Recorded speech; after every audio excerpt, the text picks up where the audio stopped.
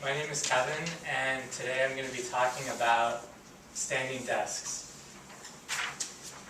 A sedentary life may be injurious and must therefore be your resolute care to keep your body as upright as possible when you read and write. Never stoop your head. To prevent this, get a standing desk. This was written in 1797 by a Presbyterian minister. It might seem like standing desk is a relatively new thing, but it's been around for a while. I work in QA, and I've been using a standing desk on and off for 1.5 years, and I wanted to share some background and some of my experience with using a standing desk. First, we're going to talk about the history a little bit, and then we're going to talk about some health effects, and then we're going to talk about some challenges and tips for using a standing desk. This is a picture of Ernest Hemingway using a standing desk on his typewriter.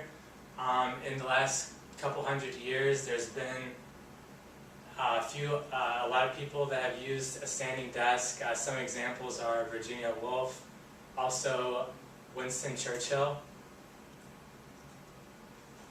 Your posture has an effect on your mental state. This is something we learned while preparing for this presentation course. A more confident posture will make you more confident. Also, there's been a lot of psych studies, such as a famous one where putting a pen between your teeth, even though that's not actually smiling, it displays more amusement than if you were to not put the pen between your teeth. Now we're going to talk about the advantages of standing. It's easier to maintain a good posture standing. You're just not putting as much pressure on your back and slouching. Also, you're less likely to fall asleep, promotes more wakefulness, and you're burning 30% more calories when you're standing versus sitting. Some disadvantages of sitting. Sitting for long periods of time can be a major cause of back pain and increased stress of the back, neck, and arms. Sitting just puts more pressure on your back and neck. Also, sitting is also associated with higher chance of heart disease and type 1 diabetes. However, standing all day, you're not safe either. You're going to also put a lot of pressure on your hips, knees, ankles, and feet, and a lot of these studies are taken from people who work in a job where you have to stand for more than 8 hours a day or 8 hours a day. There is also an increased risk of varicose veins and clogged arteries. However, for most of our work here at Factset, we don't have to worry too much about standing too much. We worry about sitting too much. So let's say you wanted to try this out, this standing desk. What are some tips? And for example, one of the biggest things is, what do you do if you're tired? Sometimes it can be tiring to stand. I'd say that first, try to limit your time standing. Start out just with 1 hour. That is good enough.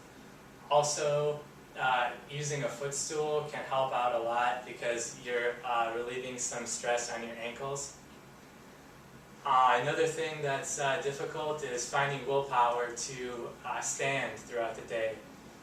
You're sitting down in your chair, you're very comfortable, and to go from that sitting position to standing takes some willpower, and I would compare it a little bit like getting up from bed in the morning.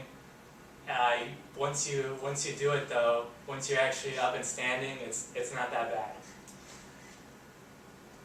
Where do you find a standing desk? Well, a lot of people are surprised to find out that Factset has in the Chicago office has 4 standing desks. Each has a remote control. You press the up arrow and it'll raise to standing mode. Press the down arrow, you'll be back to sitting mode. So to conclude, standing in moderation is a good way to improve your posture and stay active during the workday. Thank you for your time, and if you're more interested in this topic, I would recommend looking into exercise balls or the other extreme walking treadmill desk. Thank you very much.